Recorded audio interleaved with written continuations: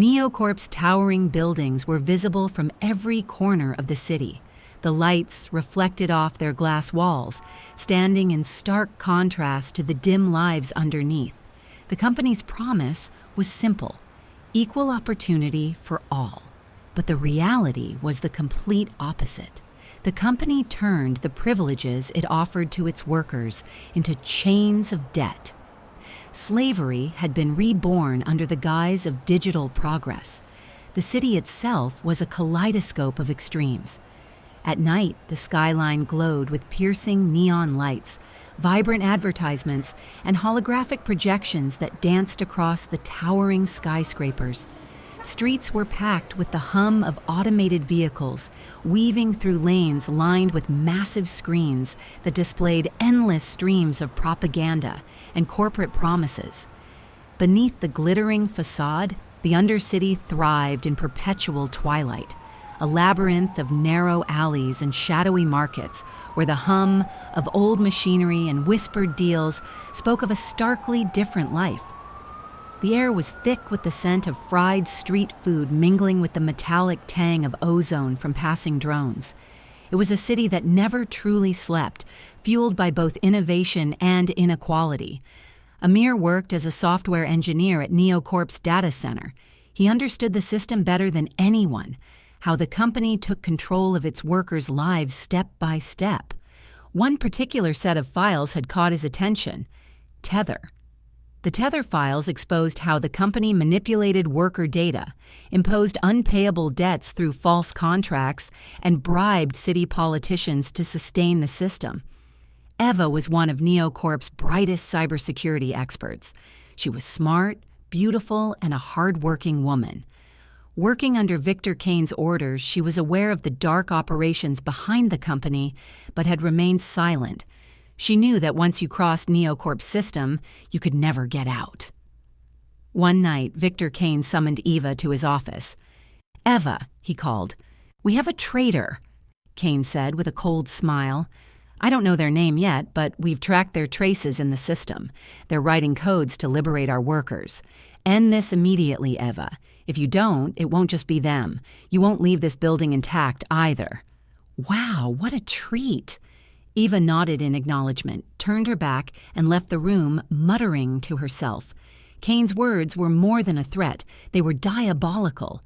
Though she couldn't hide the fear and worry in her eyes, her expression remained unflinching yet. Later that night, Eva discovered Amir's platform called Freedom Codes. The words written there made Eva question the fight she had waged for years to protect the company's system. In one post, Amir had written, "Freedom is only possible if we believe in one another. Our greatest weapon to break these chains is empathy.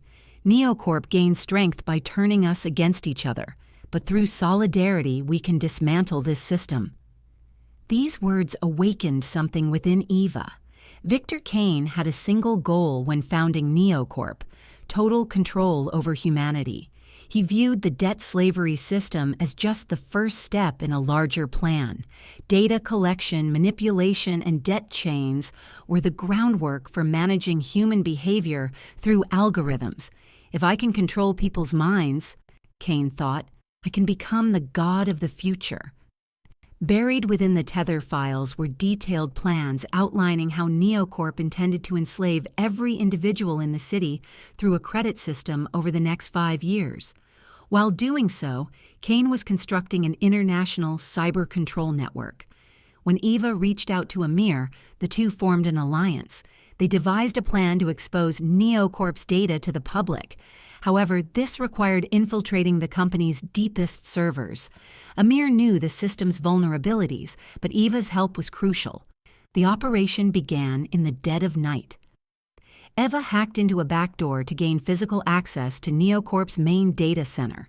Amir monitored the data flow remotely, guiding her step by step. "We have only 90 seconds to bypass the security protocols," Amir said.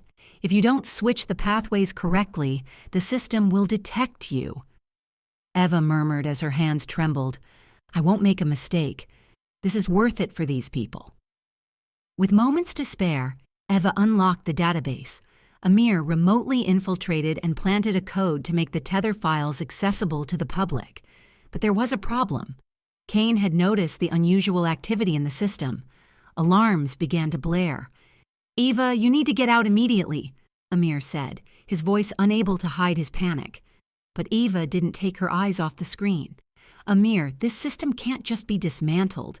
We need to lock it so tightly that Kane can never use it again." Eva sent a virus she had written into Neocorp's algorithms. The system began to crash, and Kane completely lost control. The operation succeeded. Neocorp's data became accessible to the public. Kane found himself at the center of citywide protests. Ordinary people were freed from their debt chains, but the cost was steep.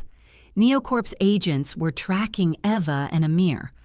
One day before they left the city, Eva and Amir met one last time.